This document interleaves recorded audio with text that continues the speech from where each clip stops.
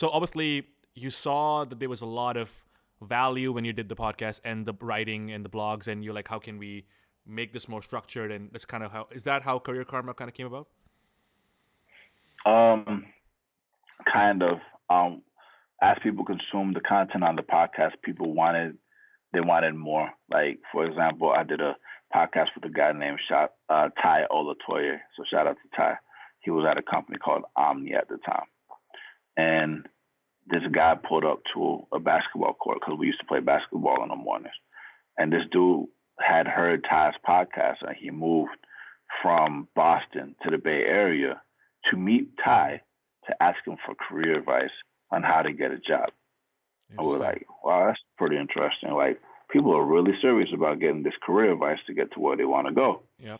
And so we're like, are there more people like this? So we kept getting these emails and just different interactions where people, because we're very public about our routine and what we do. I would be at the gym and people would be like, oh, are you Ruben Harris? Are you Archer and Teamwork? Like, you guys are the guys that run the podcast. Like, I'm trying to do this. Can you help me? And we're like, hmm. So then, long story short, we created a, a chat bot that would point people to the teaching programs for the jobs that they want.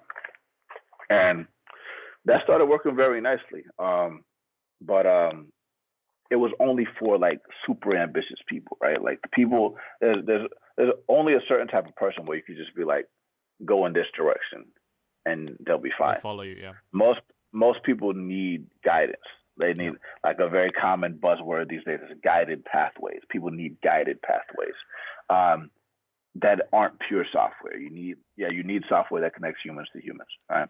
And so, long story short, um, we started getting people to show up and started to help them.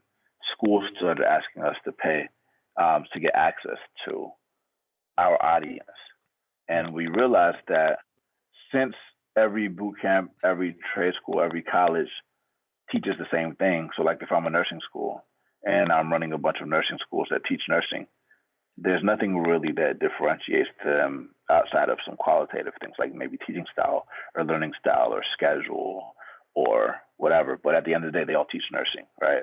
Or if it's a coding boot camp, you all teach me how to code and you all have a history of getting people jobs, but like, what makes you different? Like I said, like it might be a living stipend or you might give me certain type of discounts or whatever. But like for the most part, it's the same thing. And so the issue that these schools face is competing for enrollments, right? So they spend a lot of money on marketing trying to convince people to join their program.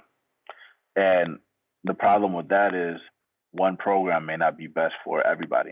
And so it creates more friction on the worker side because workers are just getting the same message from everybody saying, hey, my school's the best, my school's the best, my best school the best. But is it really for you? So we need to create this middleman that educated people on what this industry is about, how it's changing, the skills that are required, what you're looking for, and make it simple for them to find the best program for them and the people that have the shared struggle that can help them select, stay retained, find a job, etc.